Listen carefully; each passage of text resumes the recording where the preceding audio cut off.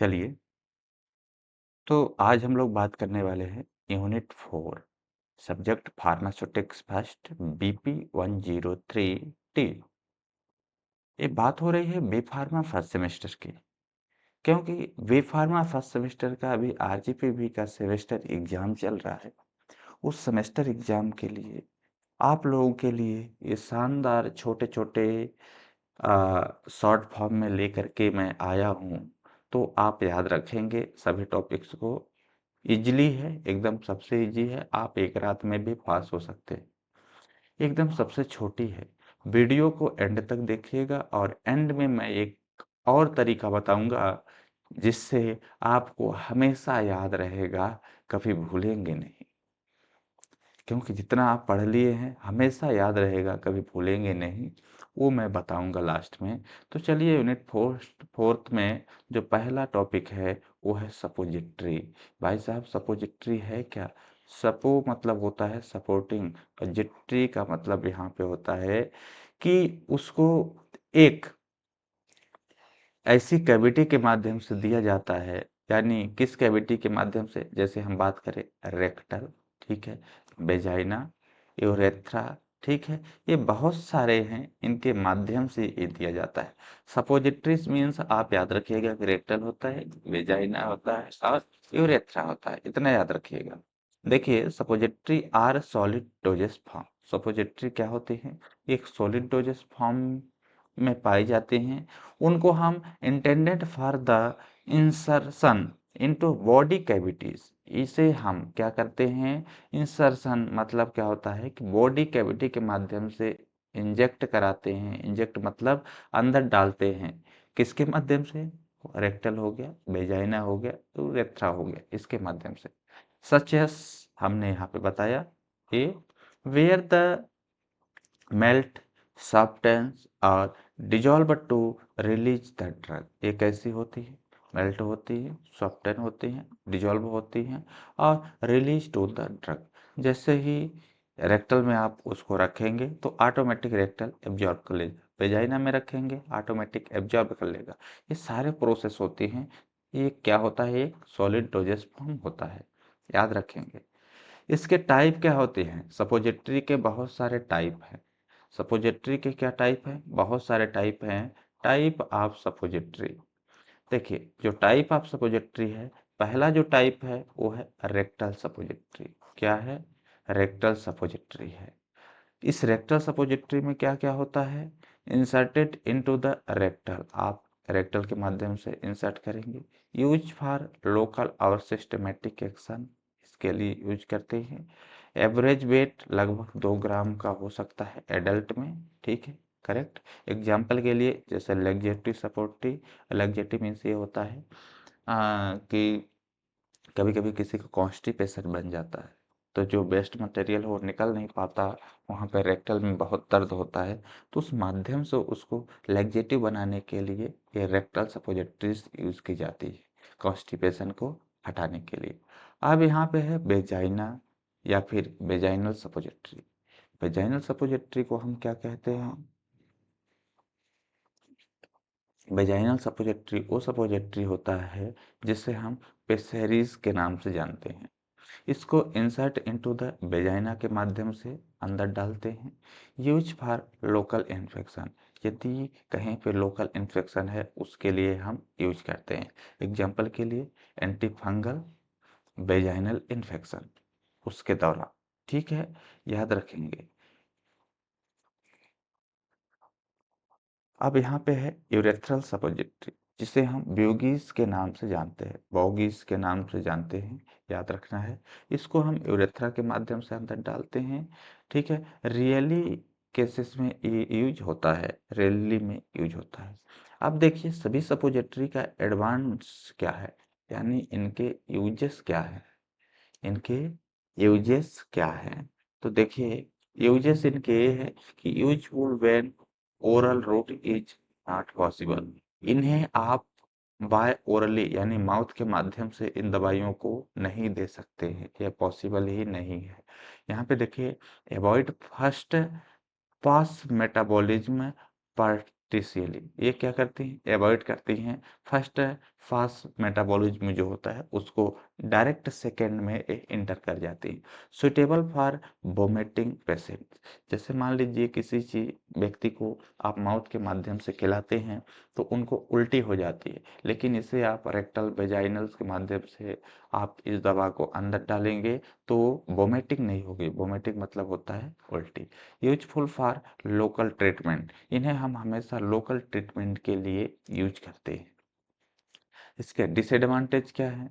देखिए, disadvantage supportive मतलब हानि क्या है, यानी पेशेंट डिस्कम्फर्ट होते हैं, यानी किसी को वेजाइनल के माध्यम से या फिर रेक्टल के माध्यम से दो तो पेशेंट थोड़ा हेजिटेशन फील करेगा। करता है कि नहीं करता है? करता है। ठीक है, तो डिफिकल्ट टू रिटेन, ये डिफिकल्ट होता है यूज करने के लिए।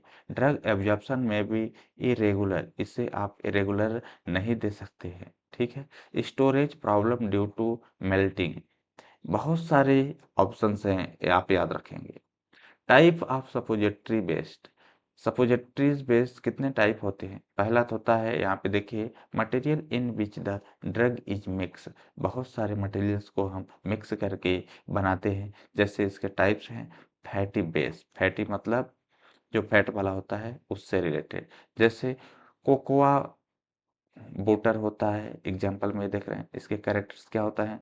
मेल्ट एट बॉडी टेम्परेचर, ये बॉडी टेम्परेचर के आधार पे मेल्ट हो जाता है, पिघल जाता है, पिघल जाता है। अगला है वाटर सोल्यूबल वेस्ट, क्या है? वाटर सोल्यूबल वेस्ट, इसके एग्जाम्पल है ग्लिसरीनेटेड ग्लेटिन या फिर ग्लिसरीनेटेड जिलेटिन जो होते हैं, ये हैं पॉलीइथाइलिन ग्लाइकोल जिसको हम पीईजी के नाम से बोलते हैं। इनके कैरेक्टर्स क्या हैं? डिजॉल्व इन बॉडी फ्लूइड, ये हमेशा बॉडी फ्लूइड में क्या हो जाते हैं? डिजॉल्व हो जाते हैं। अगला है हमारे यहाँ पे मिसलेनियस बेस्ड, मिसलेनियस मतलब होता है मल्टीपल, याद रखेंगे क्या होता है? मल्टीपल बेस होते हैं। एग्जाम्पल के लिए इमल्सिंग फाइन बेस हो सकते हैं, सॉफ्ट ग्लिसरीन बेस हो सकते हैं। ठीक है, सॉफ्ट मतलब साबुन बेस हो सकते हैं। Method of preparation suppository, suppository को किस माध्यम से बनाते हैं? कितने मेथड्स होते हैं? तो सपोजिटरी को बनाने के लिए मेथड जो होते हैं, हैंड रोलिंग मेथड यूज किया जाता है। पहला तो हैंड रोलिंग मेथड होता है, आप सुटिक्स में देखे, सुटिक्स लैब में गए होंगे तो होगा। Use when mould are not available, इन्हें आप माउल्ड नहीं कर सकते हैं। सुटेबल फॉर फैटी बेस, ये सुटेबल होते हैं किसके लिए? फैटी बेस के थ्रू बनाने के लिए। कंपेरेशन मल, दूसरा होता है कंप्रेशन माउंडलिंग, जो कंप्रेशन यानी दबा करके रखते हैं, जैसे powder ingredients compressed into mould, यानी आप पाउडर को आप माउल्ड करके कंप्रेस करके इकट्ठा करके रख सकते हैं, जिस तरह से लोग पनीर बनाते हैं। ठीक है, कंप्रेस करके दबा के रखते हैं।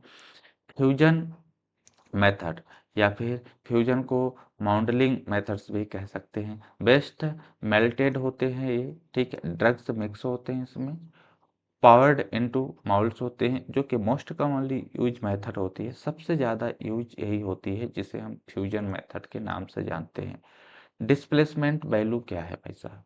डिस्प्लेसमेंट वैल्यू, ये देखिएगा कि जो डिस्प्लेसमेंट वैल्यू है इसका डेफिनेशन क्या है, अलग टॉपिक ही है ये।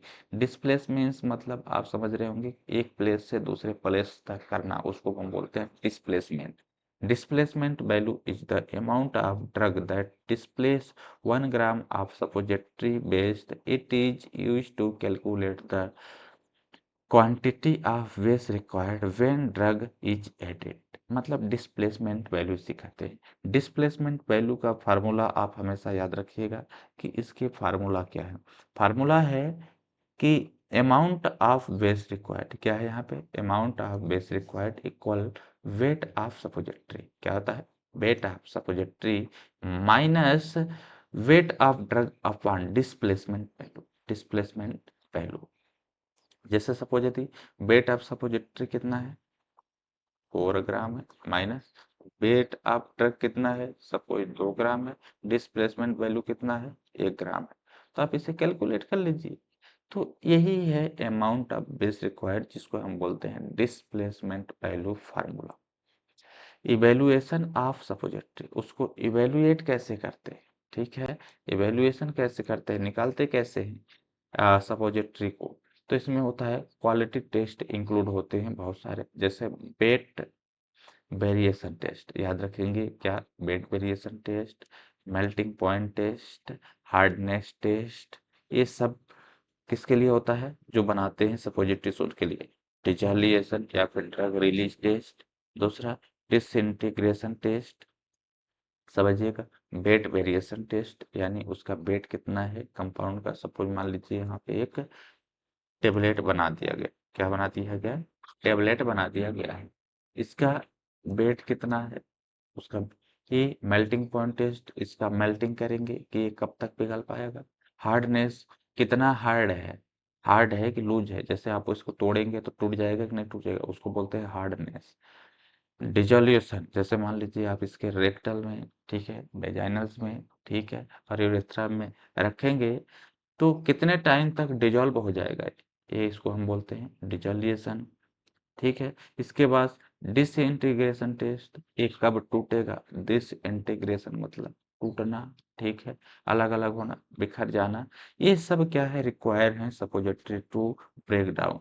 सपोजिटरी को रिक्वायर करने के लिए, ब्रेक डाउन करने के लिए, यानी तोड़ने के लिए, कौन, डिसइंटीग्रेशन, कौन सा, डिसइंटीग्रेशन।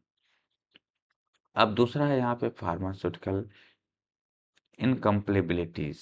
फार्मास्यूटिकल इनकम्पेलेबिलिटीज क्या होती हैं भाई साहब, ये याद रखना है। देखिए इसका इन इन मतलब अंदर, कंप्लीटिबिलिटी, कंप्लीट, और उसके साथ बिलिटी क्या है, जैसे pharmaceutical incompatibility is a problem that occurs when two or more substance interact and produce undesirable effect in the formulation। ठीक है, इनकम्पेलेबिलिटी यानी वो एक दूसरे से कंफर्ट नहीं है, यानी एक दूसरे से कंपेलेबिलिटी नहीं है, उसको हम बोलते हैं इनकम्पेलेबिलिटी। इसके क्लासिफिकेशन 3 टाइप से होते हैं, फिजिकल इनकम्पेलेबिलिटी, केमिकल इनकम्पेलेबिलिटी और थेराप्यूटिकल इनकम्पेलेबिलिटी। याद रखेंगे ये 3 ही होते हैं। कितने टाइप हैं भाई साहब, 3 टाइप हैं। कितने टाइप हैं, 3 टाइप हैं। इन 3 टाइप को आपको अच्छे से याद रखना है। फिजिकल इनकम्पेलेबिलिटी में होता क्या है कि फिजिकल प्रॉपर्टी को देखते हैं, इंग्रेडिएंट्स चेंजेस होता है कि नहीं होता है, जैसे प्रेसिपिटेट बनता है, इमिसिबल है, या फिर लिक्विफेक्शन है, ये सब फिजिकल जो आप बाहरी तरह से देख सकते हैं, वो फिजिकल इनकम्पेलेबिलिटी में देखते हैं। एग्जाम्पल के लिए mixing oil and water without emulsion, क्या आप मिक्स कर सकते हैं ऑयल एंड वाटर को विदाउट इमल्सिफायर एजेंट के थ्रू, को वो है। यहाँ पे है तीसरा, केमिकल इनकम्पेलेबिलिटी। इसमें क्या होता है कि केमिकल रिएक्शन बिटवीन इंग्रेडिएंट्स, आप 2 केमिकल्स को मिलाएंगे तो क्या होगा, केमिकल रिएक्शन होगा, उसी को बोलते हैं केमिकल इनकम्पेलेबिलिटी। क्या, केमिकल इनकम्पेलेबिलिटी।